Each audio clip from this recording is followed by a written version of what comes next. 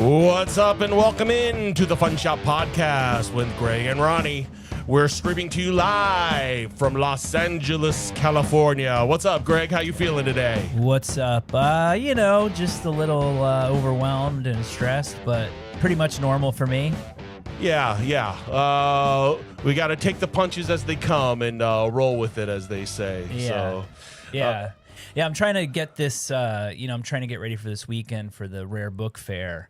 And, I was thinking, it's like, I was one of those kids in school that would sort of wait to the last minute to do things, Yeah, tell me about it. And, it's one of those things where, people like to, you kind of learn that habit and then you stick with it. And then people try to like make it into like one of those, like, name one of your faults, but like make it positive or something. And it's like, oh, and then people are like, I work well under pressure. Right. And it's not true. It's just like, get used to in life, the more planning you do, the more time and effort, the easier it's going to be. Don't pretend like you work well under pressure. Nobody really works well under pressure. We kind of force ourselves to work well because we have to get something done or it's not going to get done. But the more time you give something, the better it's going to come out. Or I think that's one of those things we say because it makes us sound good, because there's going to be pressure no matter what, right? In any situation. Yeah. So when the pressure comes, I can handle it, But I think it's well. it's interesting because like when you're in school, it's like the one thing from school that you sort of learn as you get older that in the outside world is like a test is basically, your whole life you're getting tested. Yeah. And, so it's not about the grade, but it is in real life. So it's just like, maybe it's not the best way to be educated, but the point is that you got to prepare yourself for the future. And the future is that, you're going to have deadlines, you're going to have to get things done. And it's more important than a grade. It could be like life or death. You know what I'm saying? So yeah, I hope it doesn't ever come down to that. But yeah, that's one thing I learned too as an adult, where it's not the grade anymore. It's like time or money. Like, right. Pick one. Like you can't have both. Usually. Right. But no, I get it. All right. It's Wednesday, like usual. Weekend recap. Yeah. What show is this? 13. Lucky number 13 on October 1st, starting October right. Yeah. This weekend was fun. We started the weekend Friday night at Beyond Fest to check out F My Son. Is it considered a Todd Rohal? I don't know. I can't say it. Yeah, we talked about it last week, and Johnny was on the show. We don't have a guest today, by the way. So, but we will still in the future. That's what we did. Defied all expectations. Saturday was kind of chill, at least for me. Sunday I didn't go hunting. Really, you went out to like Topanga and Torrance. Yeah, Sunday was kind of a busy day because, I got up at like 5 to go to Topanga, and then I went to Torrance, and then I drove back home, and then you and I went to the LA Card Show. So yeah. It was definitely a busy weekend, but it was fun. It was a fun weekend. Yeah, LA Card Show was great. It was interesting being at Dodger Stadium for an event where it wasn't a Dodger game. So, like, parking was really easy to get. You didn't have to fight for parking, and you walked right up, walked right in, and the event was it was like one ring around their mid-level, bunch of card vendors.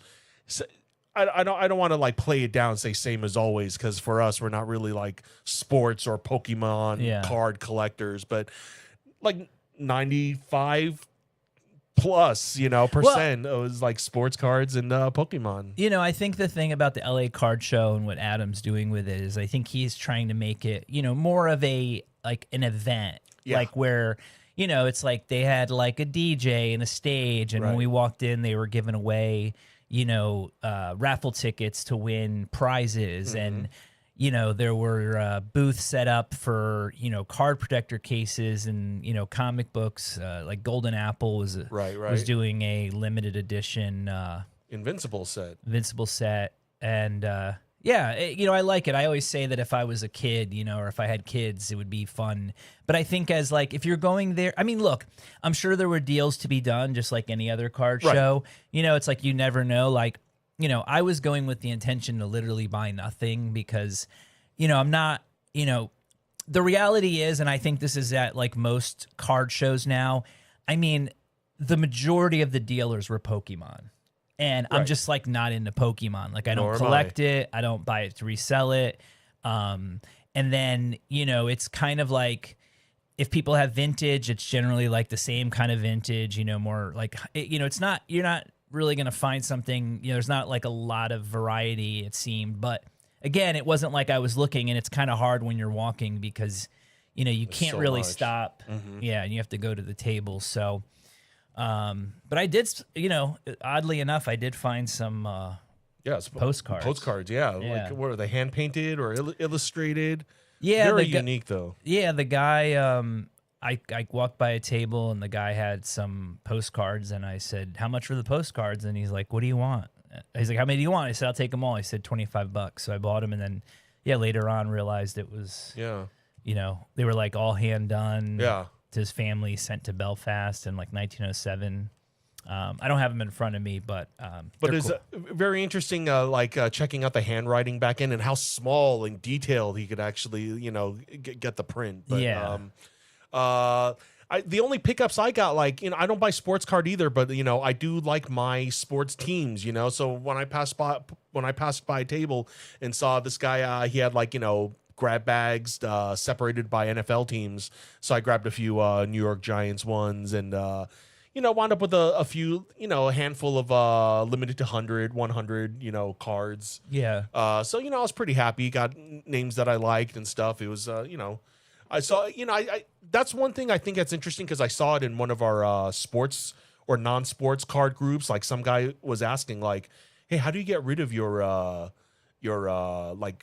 are they considered like base cards or like the chibi cards, right? Look, I mean, I looked at what you got, and I think it was perfect for someone like you. You got three. They were $20 each, but you got 3 packs for 40. Yeah. And they were all. I think the majority of them were like inserts. It was like patch swatches or like kind of in. I don't know what you'd call them. Like I'm trying to think of the name. Like inline. Like inline inserts.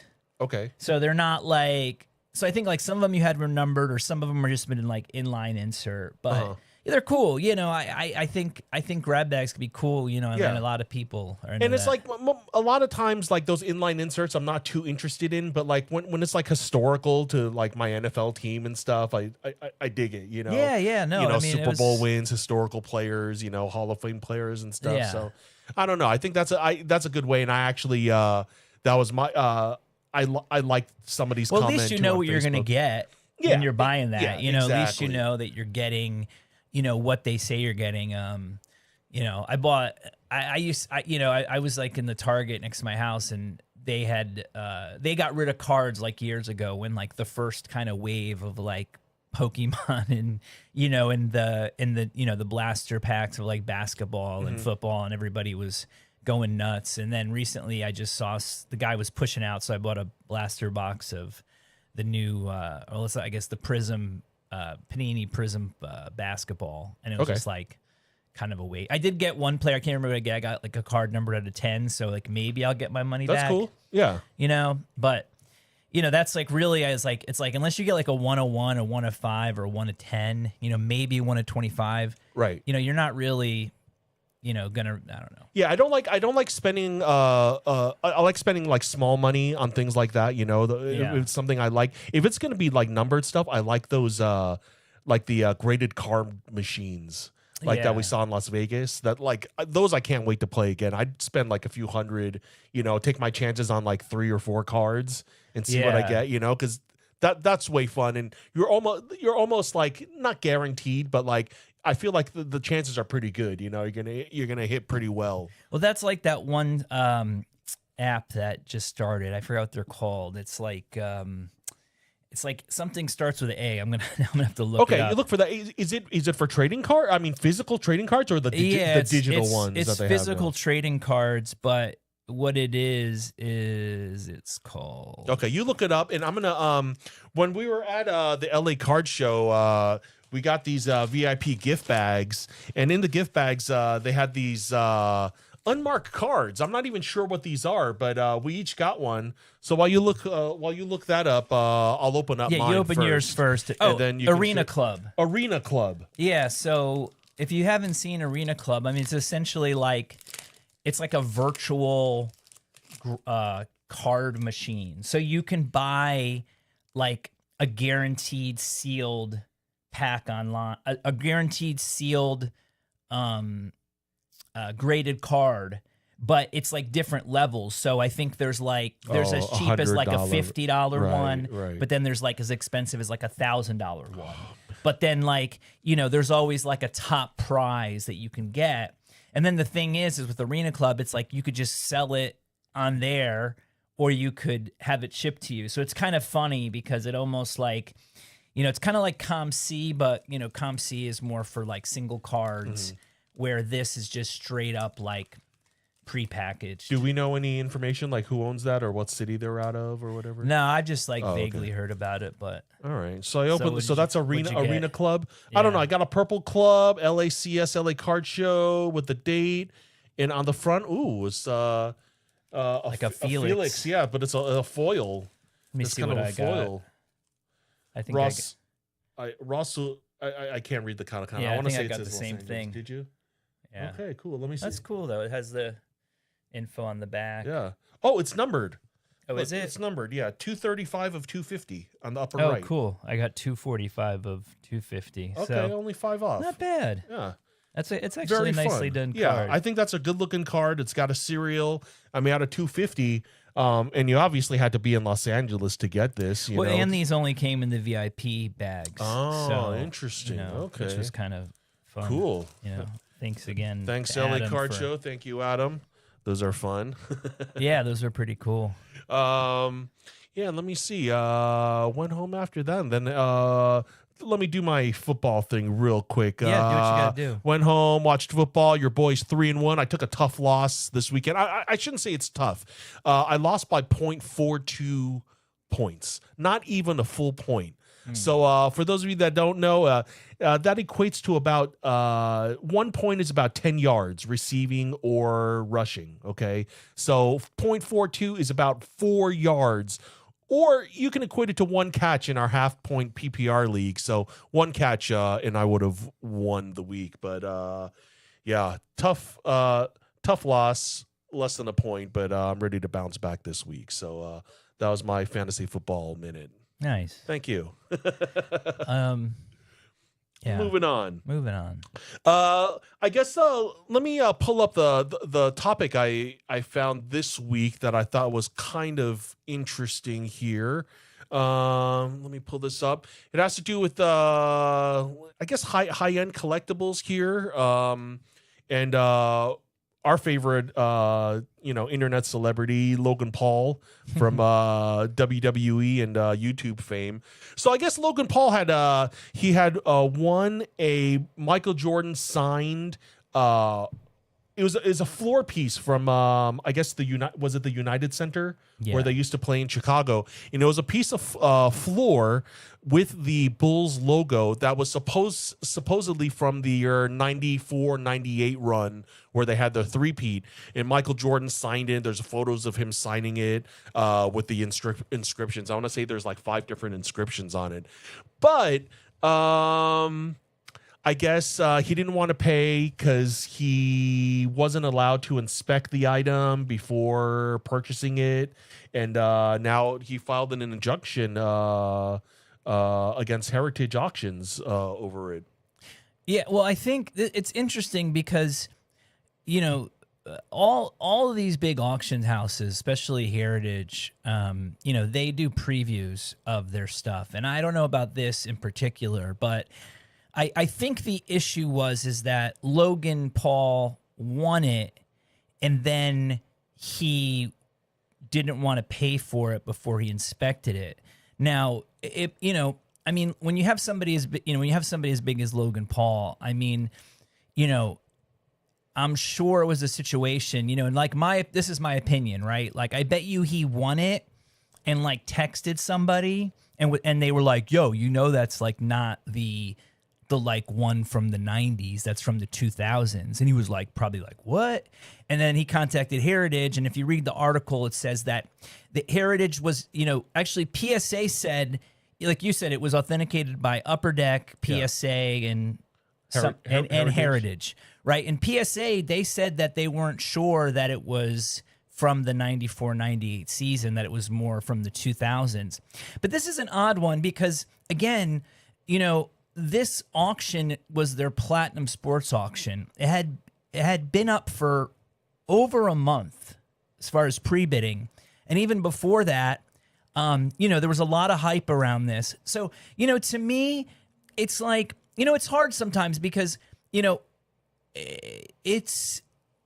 are those things that are tough because, it's obviously signed by Michael Jordan. There's a photo of him signing it. It is floorboards from the arena, and some people even said that it was the same one, but it maybe had been touched up or something and not removed. But again, it really goes to the person buying it. Like, I don't care if you're like a billionaire, a millionaire, or just like somebody struggling to get by. It's like, if you're going to spend $500,000 on a piece, like, you should be he should have been calling Heritage and been like, I need to know, like, send me all the documentation. Right. And like someone like him, if he called Heritage, like, I'm sure they would have been like, yo, come to Dallas and look at it. Like there's no reason. Like, honestly, it's like, I'm on the side of Heritage for this one, unless they, purposely misrepresented it. But I don't think they did. I think they put their best guess, their best effort.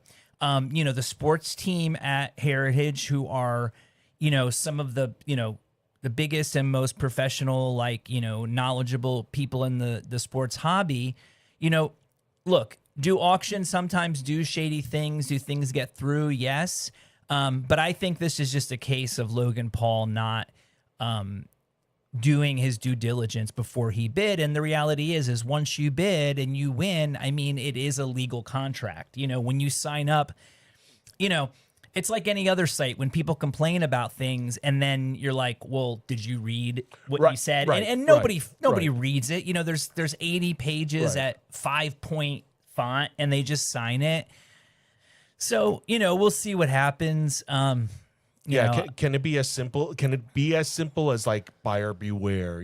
Like at the end of the day, or is he going to go into court and try his best to show how Heritage misrepresented? Yeah, well, that's item, the only way that he'll be right, is if they can find some way that it was somehow misrepresented, or there was like no malice involved. Like, I don't know exactly how it would work, but it could have also just been like one of those things where somebody was like, dude, like, that's not worth $500,000. Right. You know what I mean? Like, it's hard to say. But I'm curious to see how much like information we'll actually get of the litigation, and if they can show any sort of supporting evidence to us, because I'm really curious to. Yeah, no, because obviously, I will say that if it is in fact from 1994 to 1998, which was like the Bulls dynasty, then, it does have, way more value than if it was something used, in the 2000s, for sure. So it's important. But that was the second three-peat though, right? Was there a second three-peat in the 2000s or so? Like maybe? I don't know. I don't even know the numbers. Right, but look, I don't know. It's a weird one. I think the second three-peat was the 94 through 98, because the earlier one was like in the earlier 90s. Okay, I want to say. So I don't know, but again, it goes down to like, if you're going to spend a lot of money on something in auction, you need to be 100% sure, or you need to do some research. But it's weird because somebody must have said something to him, but I feel like this is the other thing too, right? Is I had noticed this in the news for a while. I had seen people posting about it. I had seen stories. You would have thought that if it was incorrect, somebody would have came out before the auction or during the auction and said something, right? Right. So the whole thing seems like very strange to me, or like, I don't know. I mean, I assume he's got the money, or maybe he bought it and was like, "Yo, I don't really need this." Right. know? Like the timing of it, right? Like the timing of it, Yeah. somehow. Do your homework. I think it's interesting to. I really want to see what PSA has to say about it. It's their word coming in against three other names. So I don't know. Yeah, provenance is hard. That's always the hardest thing. It's you can like sometimes date something. It's like obviously he signed it. Obviously it's like the Bulls floor. When was it used? It's like anything. It's like finding. It's like through the years you'll see things like, oh, I don't know, like this was like Roosevelt's cane or something, or I think actually like a real one is like Winston Churchill's cane or something, right? And there's like there's all this photo evidence, there's letters of it being passed down, there's things like that. Then sometimes like you'll go to an antique store, flea market, or even some auction, and it will come with a paper that said something. Like I bought a photo, like a Civil War photo, and there was a guy with a big top hat, and somebody had written on the photo, like back in probably like the 1900s, like, oh, this is cousin so-and-so, and look, it's Abraham Lincoln.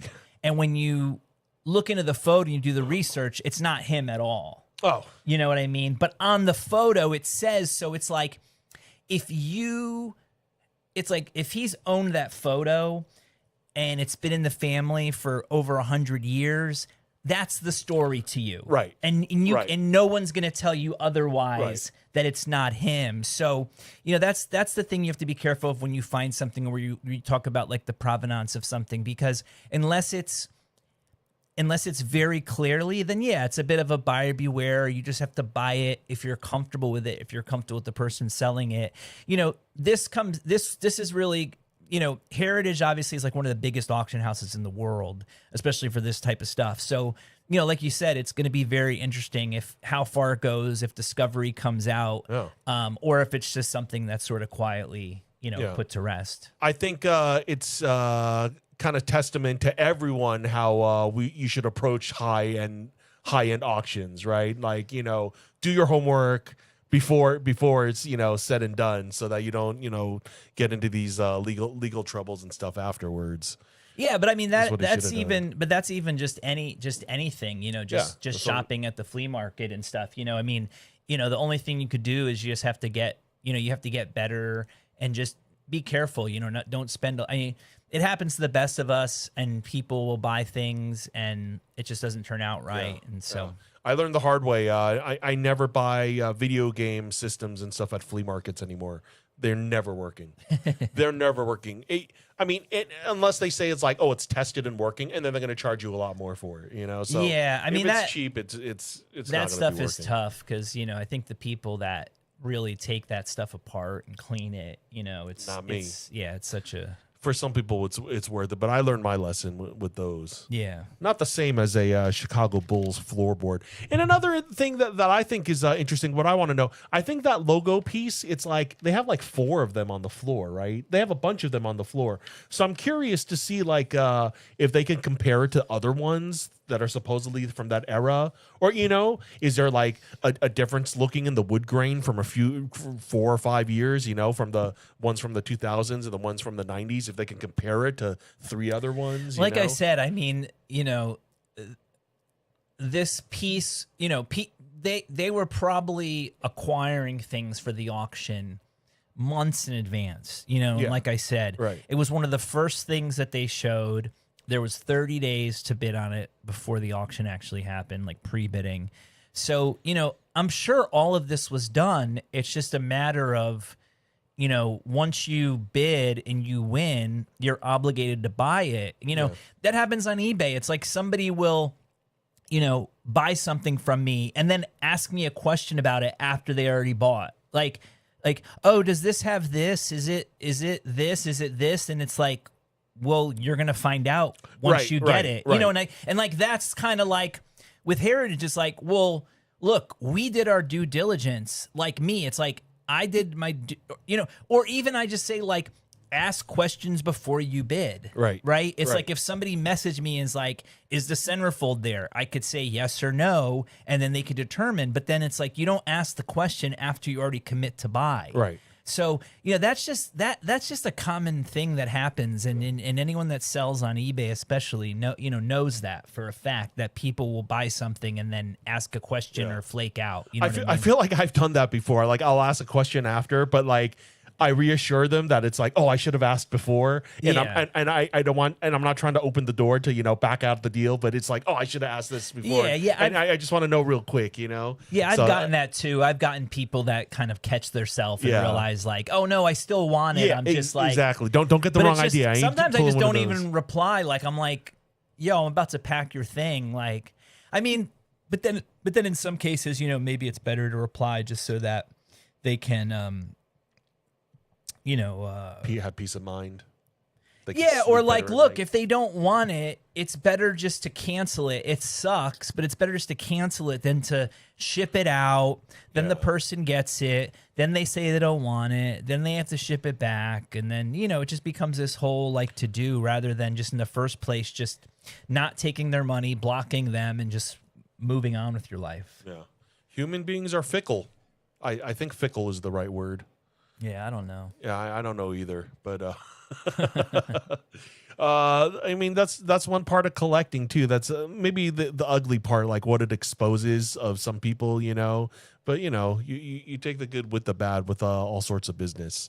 Yeah, I don't think any, I think you experience these sort of, I always talk about how, the people that you see in any kind of scene, like usually the kind people find the other kind people, and the people that are respectful and do good deals, and the people that are jerks and a-holes and rip people off, like they sort of have that reputation with everybody, I mean, just this weekend I had dinner with a friend, another collector friend of mine, and we were, he was bringing up some people that I don't like, and he was talking about them, and I was just like, yeah, I guess everybody has a problem with these Right. people. You know what I mean? Right. Because, I mean, everybody has, we all have our moments, but there's just some people, like there's some people that are known thieves. Like you're like, that guy steals, or, that guy like is aggressive, and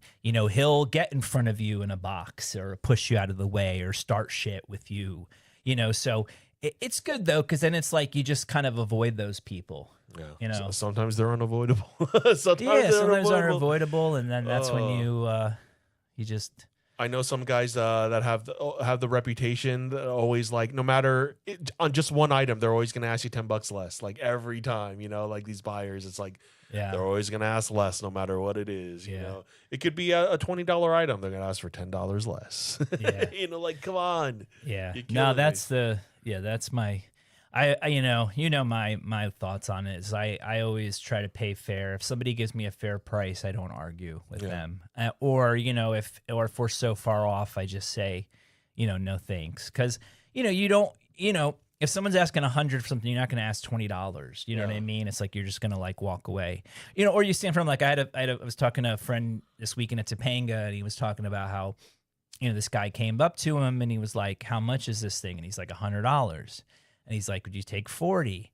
And he's like, "No, $100." And he's like, "Would you take 60?" He's like, "No, it's $100." And then he said, then the guy like whips out this like fat wad of hundreds, Wow. peels one off, and then turns to his wife and says, "I got it." like he did something, like he made a deal. I got it. Oh, I got like, oh look, I got it. Like he had made some kind of deal. What was the final deal? He gave him $100. He paid. I the mean, 100. he was Okay. like, "I'm not budging. Like this is what it is," Because look, a lot of times dealers, they just want their money back, and they'll be honest, right. But Right. it's like, but if some guy is just like $100, but then the guy was like, "Oh yeah, I got it." Like he was like, maybe he thought his wife didn't overhear, so he wanted it because he probably came in being like, look, I'm gonna talk everybody down, like I'm a master, Right. negotiator. They don't know what's coming, when I'm here. Opening with 40% of of the $100 item is really low though. Wow. I mean, dude, some people have no shame, and especially when you're busting out like a fat wad of $100 bills, like it's nothing. Yeah. Now it could have been all ones underneath it, but it's just typical. There's just some people who just want to get like you said. There's somebody who's just gonna always ask for a discount no matter what. Yeah. They're gonna want $10 off or $20 off, and that's just the way it is. Yeah. I feel like we've covered it, but I feel like it's a big part of the the art of the deal is part of collecting.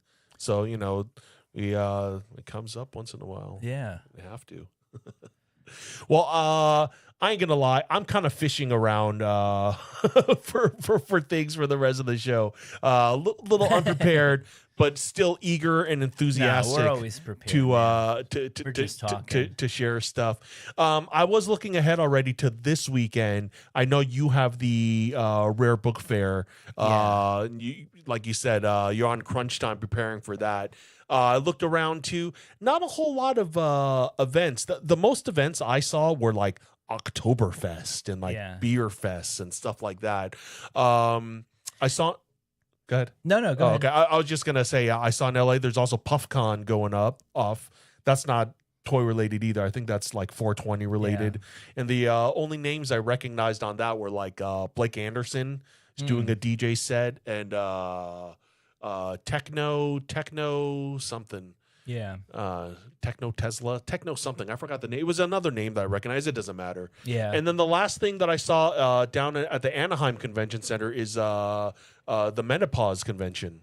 Convention for menopause going on. So, not a lot of toy related collectible stuff, but still interesting events going on this weekend. I mean, I'm in book fair mode. I mean, if you're listening and you have the opportunity and you're in LA, it's really good. It's at the Union Station. It's in the old ticket counter, so the room itself is just beautiful. It's very like Art Deco. The Blade Runner room.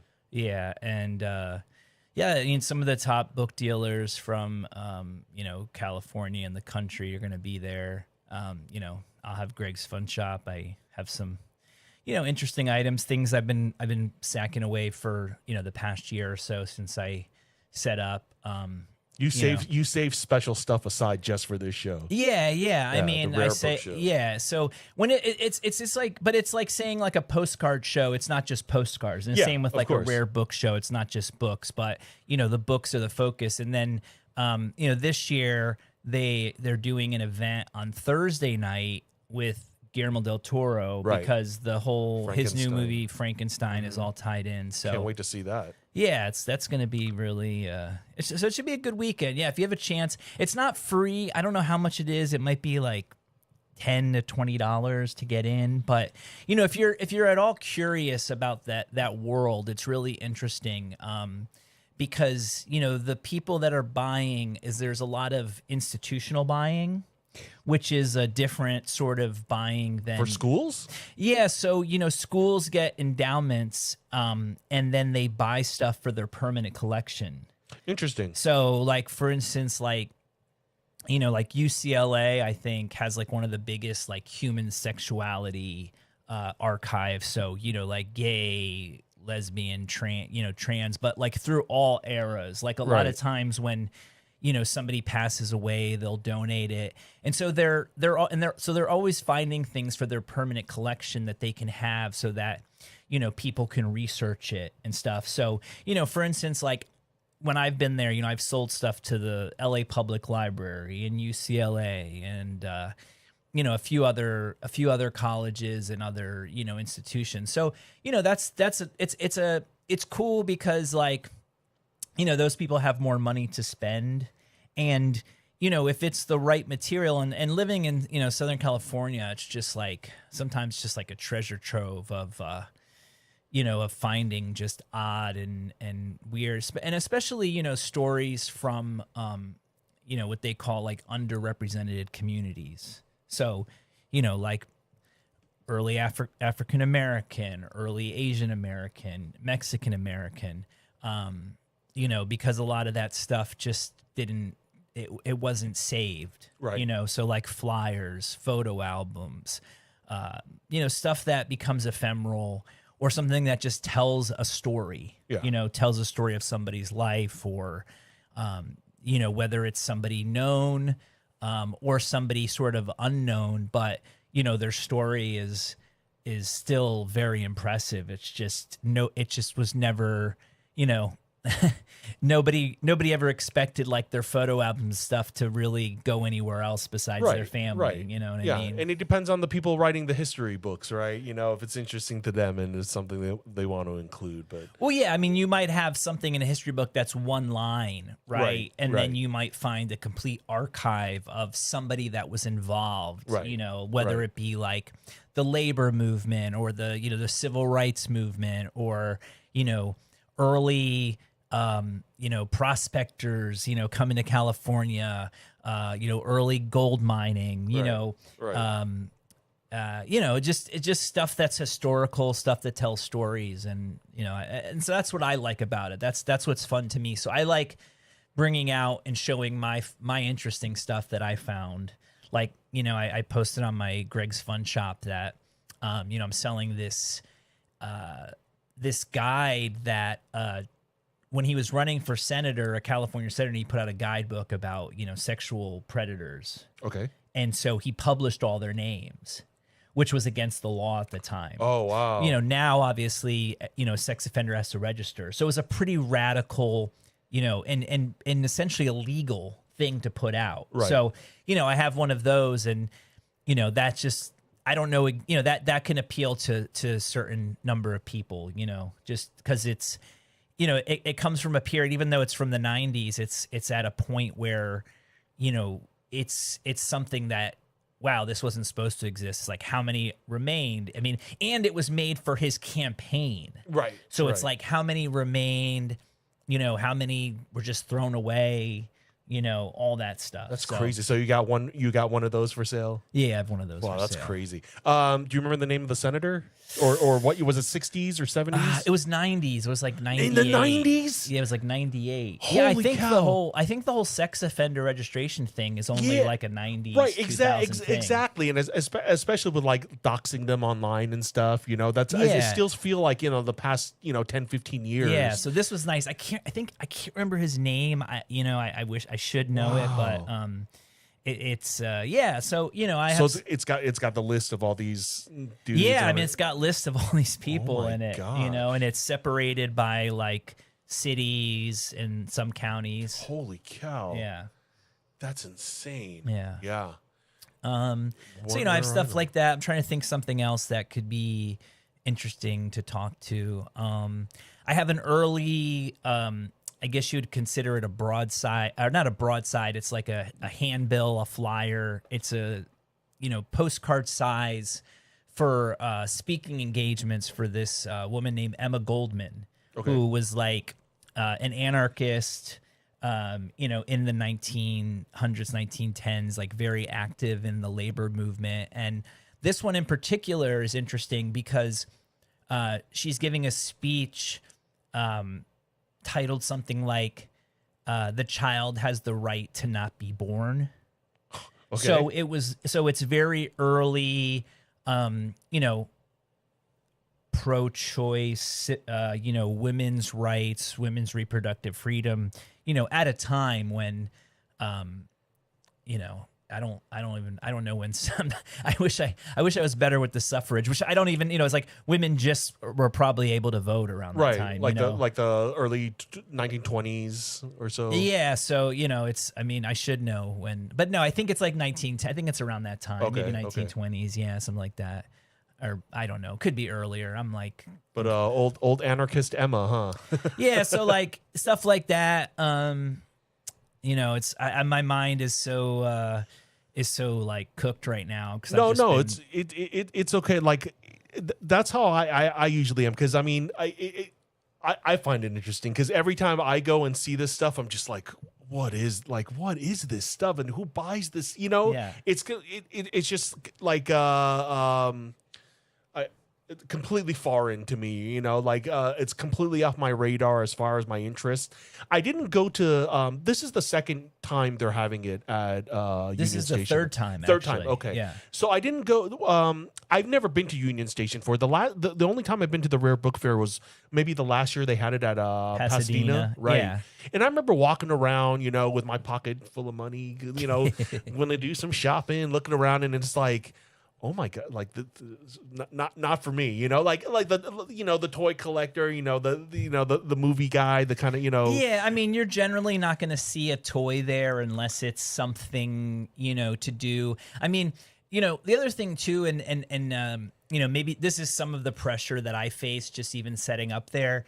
You really want to come with like the best stuff that you can bring. Bring fire no matter where you sell. Yeah, well, yeah, but but in this case, it's fire, but it's also, you're trying to find things that are completely unique, that other people don't have, and that sets you apart. So, and it's hard for me because, like the first time I kind of broke even, the second time I made money because I sold a big piece.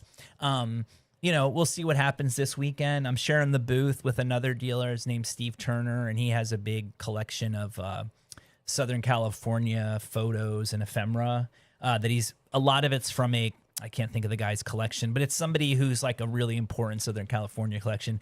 But it's like kind of different than what I'm selling. I guess I'm selling more like, modern items, maybe, turn this, I guess 1915, early, but most of the stuff I have is like 60s, 70s, 80s, 90s, where the stuff he has is like 1890s, 1880s, 1870s, So it's going to be a cool, like, I think, juxtaposition. Yeah. And we'll see. It should be a fun weekend. Let me ask you this. I don't know if you want to, you don't have to answer it, of course, like everything, but I mean, what, like if you have an item, what makes you want to sell it at a rare book fair like this rather than like taking it to like Heritage, like a high end auction site? I mean, I figure like the auction sites have to do more with like some sort of pop culture or like sports related and stuff. But if you have a rare book or something, with something printed that's rare, why would you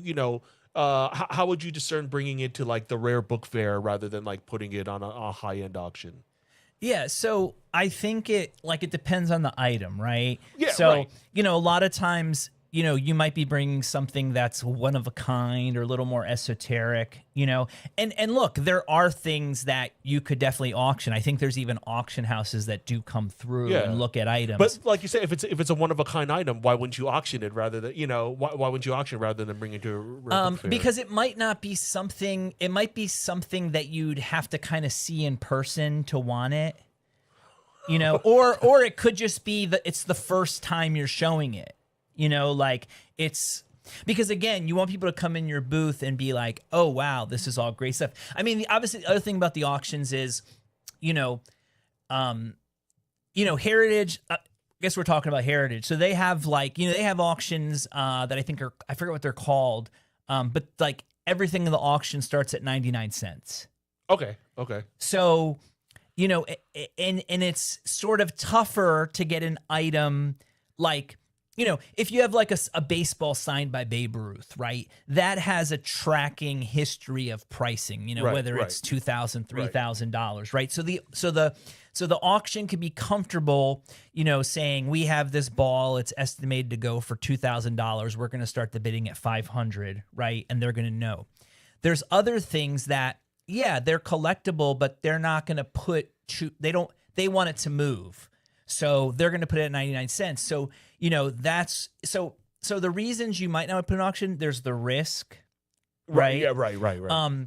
A lot of times, depending on the object, like if it's an archive and there's many pieces to it, an auction house might be limited to how many photos they can put in a catalog or put online. A lot of times they'll say, things like, should be looked at in person or, things of that nature. So you're kind of buying something and you're not really sure, unless again, it's something that's very high end and very, not even just high end, but something that's, there's a there's going to be a lot of people bidding for it. Yeah. If you know what I mean. That's interesting because I mean, what you said, it goes back to the Logan Paul with the Chicago Bulls thing, you know, with, Yeah. you know, like looking at, so it makes me think like, ooh, a lot of these high end items, sports, you know, they should actually do like a in-person auction again, or maybe a lot of these are in-person auctions, right? You know, but they're not. I mean, no They're one's not. really doing I mean, there's some. I mean, you know, like Potter and Potter, who I Mm-hmm. work with a lot. I mean, majority of their auctions are live, but Yeah. they don't. But people aren't really going to auction houses anymore, like to bid. But like you said, going to your point, it's like, you know, you would bring an item to the rare book fair because it needs to be seen in person, you know? Right. So some of these items, like maybe a rare piece of, you know, Chicago Bulls floor, it needs to be seen in person, you know? Yeah, or yeah, something. exactly. So I don't know. I think for the future of sports auctions and high-end things, like, it might be fun. And honestly, it would be useful. It would be fun for me if they would, like, you could even sell tickets. I would go just not to bid, but just to see these Just to see items, the right? stuff, yeah. So it'd be kind of like, you know, you could sell tickets for these things that are like museum worthy on exhibit first, and then Yeah, but, you know, watch that's- the bidding. But that's why all these guys just do that at like the big sports fairs, right? Right, Because like right. you know, if they like, for instance, you know, at the National, like Heritage had, you know, they probably had it there. The only reason they wouldn't have if it was because it was giant, but I would assume they had it there. But you know, the ones I went to the past, you know, like, you know, for instance, like I think one of the ones I went to was like a big Muhammad Ali auction. So, you know, there was original, you know, trunks and boxing gloves and, you know, things all surrounding his fights and stuff. And so, you know, you bring it to those places because also they're accepting stuff for other auctions from those places. Right. You know, and they do have things where, you know, people come in, but you know, they'll like Heritage will have like a day where you can bring something in. Right. But I've also heard horror stories about that. You know, sometimes you have to wait for hours and then, you know, you get through and your, you know, precious family heirloom is not worth as much as you thought it was. Plus, you know, auctions aren't cheap. Yeah, You know, right. between, you know, the percentages on both ends, you know, there's always a seller's premium and a buyer's premium. So even if they, you know, seller's premium is generally like 20 to 30%, right? Now you can negotiate that down. I mean, some people, I mean, depending on the auction house, I mean, like a Golden, right? Like they'll, to get good stuff, they'll say, we'll pay you 105% of the hammer because they're making the majority of their money on the back end, which is the buyer's premium. So, you know, whenever you see a price, so when you see the $540,000, that means the hammer was something like four something because he had to pay like a 22 or 23% on top of it. And that's how the auction, well, that's how the auction houses are making money. It's also why it's not the best, reference for what something is worth. Because an auction is a very, you know, it's a time, it's a moment. And if it's not advertised well, but you know, and that's why you got to jump on those, like if it's a high end, really rare item, like it's worth it. Yeah. And so, I don't think I'm necessarily bringing anything here that would sit in that. I mean, I am bringing this handmade Andy Warhol book that handmade by him, I presume. Yeah. Wow. Yeah. Lisa, my wife's uncle and his brother used to do clean outs in Baltimore in like the 80s and the 90s. Not far from Pittsburgh, I guess, over there in that area. Huh? Yeah, I mean, guess, you know, but he was he was all in that area. And you know, they found it and they kept it for years. And I've actually had it for a couple years. I've been trying to shop it around and stuff. But I think it's real. The problem is at the Andy Warhol estate, they're very hard. They don't want to authenticate anything anymore unless it's something that they want to buy. Because, I mean, look, I could be wrong, but what I've been told are like some of these estates, like the Warhol estate, Herring, Basquiat, they don't want anything else coming into the market. Because, you know, these guys were always like drawing, always painting. Yeah, like so think about a bunch of stuff out. Yeah, think about all the stuff you would, you know, think about like going to an art, like a Mishka show or something, and like all the artists that were around. You know, it's like, or just going to like an art fair and seeing like, or like some art event and you see Cause and, you see Futura and you see this artist and that artist. And, sometimes they're signing stuff, they're signing books, or maybe they're making stuff for their friends.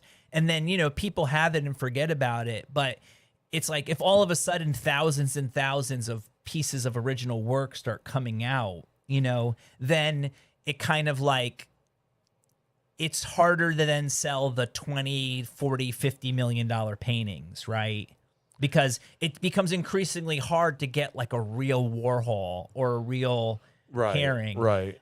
Or Basquiat, not to mention that all that stuff has also been faked. Yeah, right. Like I remember, hearing a story, I won't say who told me this, but somebody told me like they were literally sitting somewhere with a friend of theirs and this guy was selling fake herrings. And he had told me that he watched the guy draw the herring like in front of him. And like, if he hadn't seen it, he would have thought it was a Keith Haring, right? So there's also people that have just like mimicked the style. So, I think that could be part of it too, that, it used to be that if you had something, even this book, like my wife's family had sent an inquiry to the estate like in like 2016 or something. And they actually wrote them back. But the funny thing is they would have actually had to send the item by mail. Right. And, so it was this whole to do. And you could just imagine back then how much fake stuff they were getting, So I think it was also too, just to like, all right, we don't have time to deal with like every single fake. So it's almost like we've authenticated stuff. If it's not authenticated, then again, buyer beware. Right. You know what I mean? So I'm going to have this book in my booth. I think it's right. Everybody that I've showed to thinks it's right. I've showed it to some very high-end dealers, but also too, someone might come up to me at the show and say, oh, I knew Warhol. I was friends with him. This is definitely not something they did. Or they're going to look at it and say, this is definitely something that he did. With a tear, like, oh. Well, it's cool because it's handmade. It's from the 50s, more than likely. It's drawings of the shoes that he did, And he was known for making handmade books. It's just that the ones that people know about were actually editions. So he would hand make like 100 books. Oh, wow. And they were all handmade. But this looks like something he could have used as a pitch. Because, back when he was like that era, he was doing a lot of, advertising work. Right. Just really any kind of work he could get as an illustrator. So, that's kind of my my big key piece in the booth. And, it will be interesting at least to see what people think. And I mean, obviously, I'd love to sell it. Yeah. But it's going to be that I'm definitely excited about to see what the reaction is and see if what people think. And it's just going to be cool to show. Yeah, like your centerpiece, kind of. My centerpiece. Kind of related, not really, but my story with Keith. I didn't know who Keith Haring was when I was in high school, like in the early '90s. But I got crap from it. From like I didn't smoke pot in high school, and like these stoner kids were like giving me crap, like because I didn't know who Keith Haring was. Right. And it was like, okay. Well, where were you living then? Were you in New Jersey? I was in New Jersey. And it just kind of left a bad taste in my mouth. And honestly, like when I saw it, like when I actually saw it, I was like, oh yeah, I recognize these doodles, but I don't. I didn't understand like why it would be famous. And the early '90s, like street art wasn't really. Yeah, but that's and I think that's like, I mean, now it's weird because I don't know if even anyone cares, but it's like, you can't know everything about everything. And there are people that are like, oh, you never heard of this, you never heard of that, you never saw this movie, you never listened to this band, you never know about this artist. Like, no, I don't fucking know, and I'm not gonna pretend I don't, and I don't care if. Like, you're not smarter because maybe you are, but who cares? Like, who cares what you know? It's like, but I want to learn. Yeah. I'm always interested in learning. In high school, the scale slides like really far, right? When you know some older kids. Yeah. Now it's like, oh, do you know this? You'd be like, oh, let me go to the bathroom. And you could like literally look up like anything and be like, I know everything. Back then, you really need to just hang out with like older people. If you knew older people, you knew more stuff because they were into more stuff that was cool. I got into punk rock when I was 15. And I have no shame in saying it, but like it was kind of Green Day that got me into punk, because I didn't really know about punk except for what I heard on the radio. It's like I didn't have an older brother. I didn't have any friends. I mean, I have an older brother, but he, and I remember being like, oh, I like Green Day. And then I remember going to this record store, Daytona Beach, and I was looking through like the Green Day like CD section, right? And they had like their earlier ones, and they had like, but then they were like, oh, if you like Green Day, this is a band that he was in before Green Day, which was called Pinhead Gunpowder. Okay. Which was on Lookout Records, which was like a Bay Area record label that, put out a lot of like pop punk stuff, like Green Day and the Queers and Screeching Weasel and stuff like that. So, so then I listened to Pinhead Gunpowder, and I was like, oh, I was like, oh, I like this a lot. And then it was like, oh, let me see what else is on Lookout Records.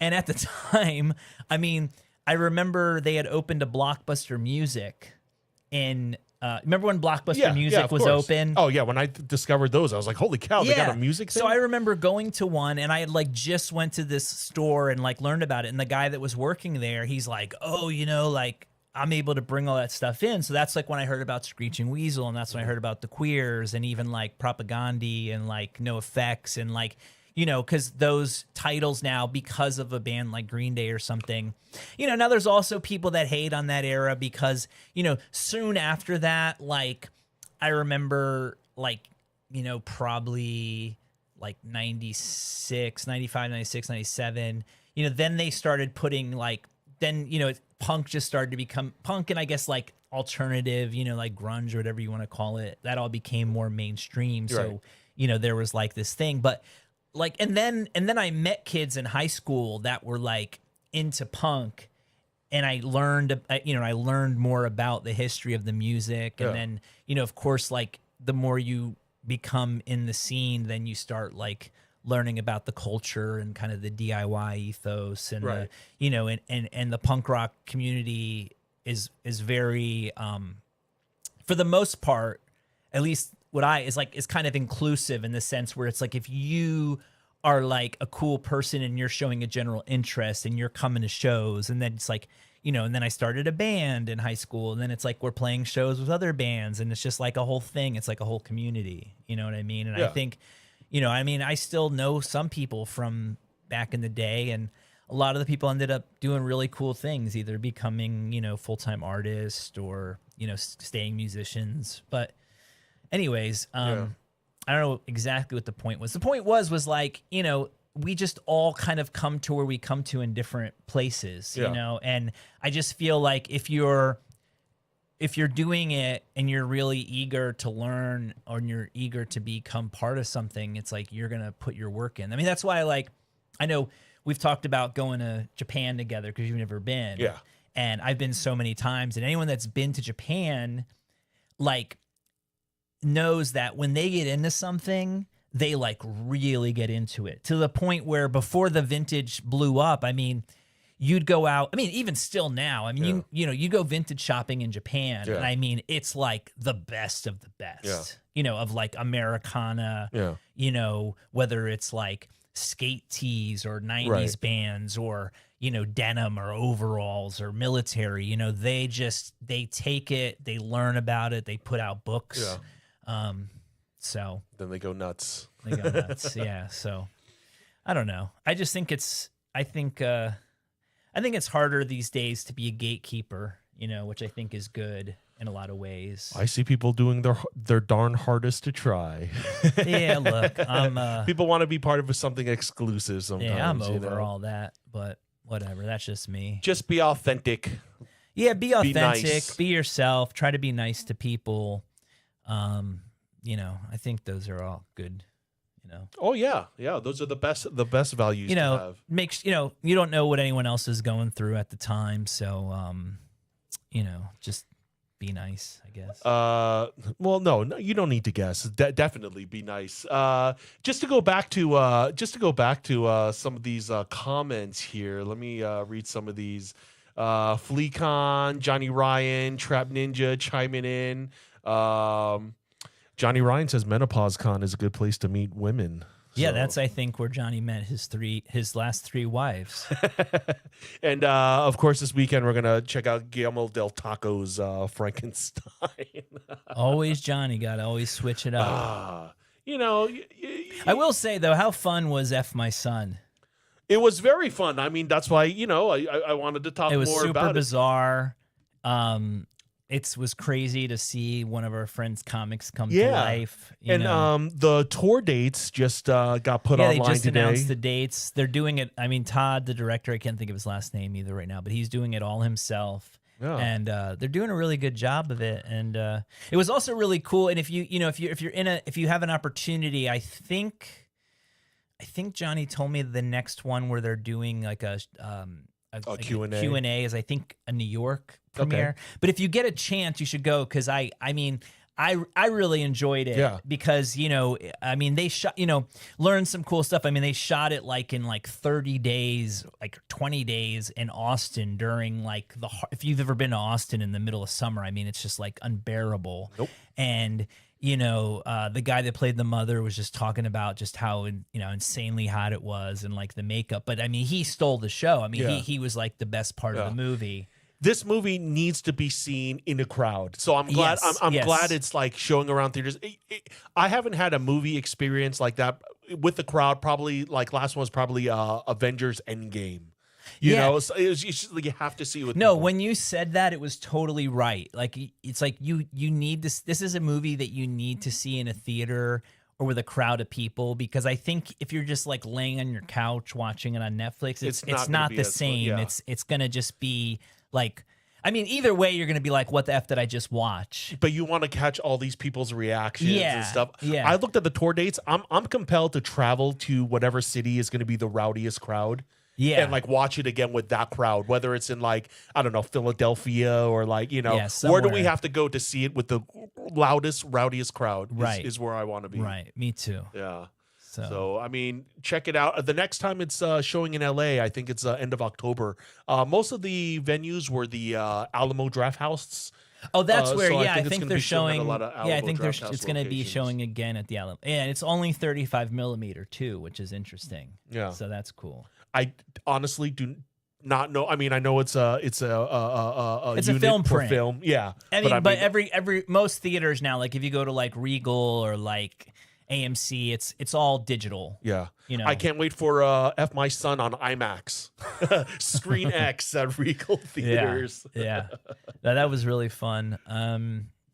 But yeah, I guess that's about it. So I mean, we'll see you next week. Hopefully we'll have a new guest on soon.